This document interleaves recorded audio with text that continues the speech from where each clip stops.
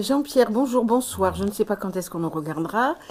Vous êtes militant dans un centre social de Paris. J'aimerais bien que dans un premier temps, vous nous expliquiez brièvement comment vous êtes tombé dans cette aventure. C'est assez simple. J'ai participé à plusieurs réunions du conseil de quartier et c'est à la suite de ces réunions que j'ai appris qu'un centre social était en train de se préparer. Et je me suis rapproché des personnes qui s'occupaient d'organiser les premiers balbutiements de cette association qui ont permis la création de cette association qui s'est créée en 2012, officiellement au mois de juillet.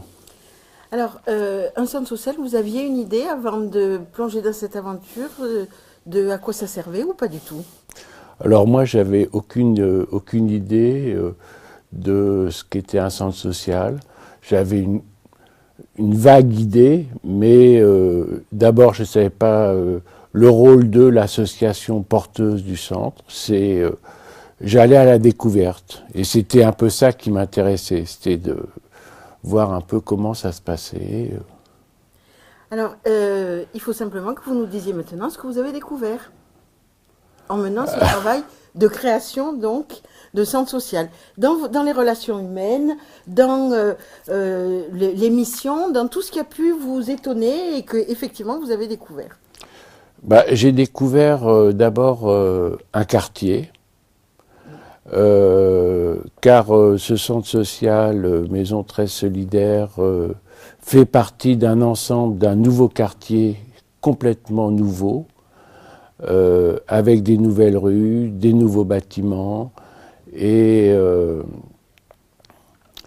ça m'a permis de rencontrer des habitants, des voisins, avec qui on a eu un projet assez clair et net, très rapidement, et ça m'a permis de m'investir un peu dans la vie du quartier.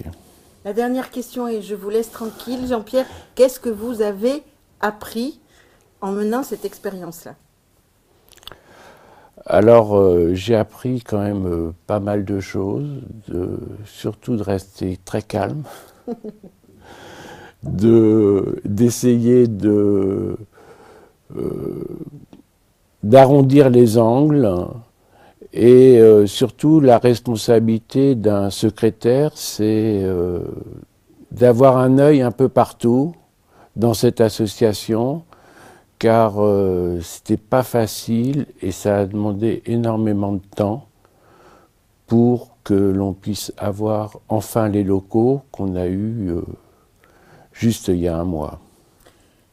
Mille merci de nous avoir fait partager cette aventure. Il n'y a pas de quoi, je vous remercie.